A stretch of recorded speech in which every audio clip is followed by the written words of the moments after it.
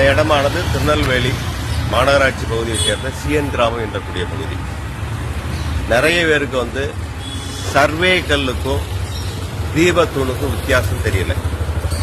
அதாவது புலிக்கும் பூனைக்கும் கூட வித்தியாசம் தெரியாத ஒரு சூழ்நிலை இருக்கு. அப்ப சர்வே கல்லுன்னா என்னங்கறத இப்ப நான் உங்களுக்கு காமிக்கிறேன். ஐயா ஒரு நிமிஷம் வாங்க. இது சிஎன் கிராம பகுதி. இந்த ஆலயமானது நகரனுடைய மைய பகுதியில் இருக்கிறது. நகரினுடைய மைய பகுதி. எப்பயும் ஒரு ஆலயம் பாத்தீங்கன்னா அந்த காலத்தில் ஆலயத்துக்கு ஊரினுடைய மைய பகுதியில் அந்த ஆலயங்கள் இருக்கும். அதை சுற்றி பல ரத வீதிகளும் பல வீடுகள் இருக்கும்.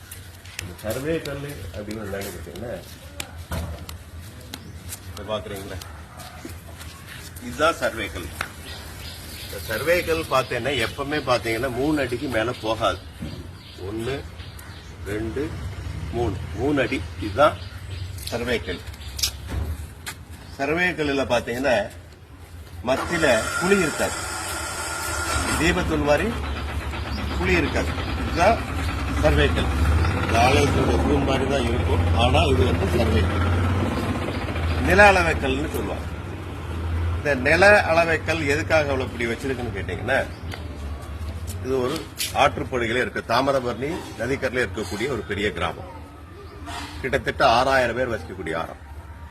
ஒரு பெரிய வெள்ளத்துல இந்த வீடுகள் ஃபுல்லா இடிஞ்சு விழுந்துட்டு தரமட்டம் ஆயிடுச்சு அப்படின்னா அவருடைய சொத்துக்கள் அவருடைய இடம் எதுன்னு கண்டுபிடிக்கிறதுக்கு நில அளவை எங்க இருந்து பாப்பீங்கன்னா இந்த சர்வேக்கல்ல சங்கிலி போட்டு அளப்பாங்க. அப்போ அந்த அவங்க வீட்டுடைய உரிமையாளருடைய அவங்களுடைய வீடு சொந்த அளவு எவ்வளவுன்னு தெரிஞ்சு போயிடும் சர்வேக்கல்.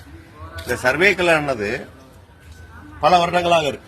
இது இந்த அளவுக்கு மட்டும் இருக்காது. கீழே பாத்தீங்கன்னா ஒரு 3 அடியிலிருந்து 6 அடி வரை தோண்டி டெப்தா இருக்கும். எந்த ஒரு வெள்ளத்துக்கு இடம் பெயராம அப்படியே ஸ்ட்ராங்கா இருக்கும். அதுதான் சர்வேக்கல். அது திருப்பரங்குன்றத்தில் இருக்கிறது தீபத்தூண். சர்வே கல்லுக்கும் தீபத்தூணுக்கும் நிறைய வித்தியாசம் உண்டு. இதுதான் சர்வேக்கல். எஸ். சங்கர சுப்பிரமணியன்.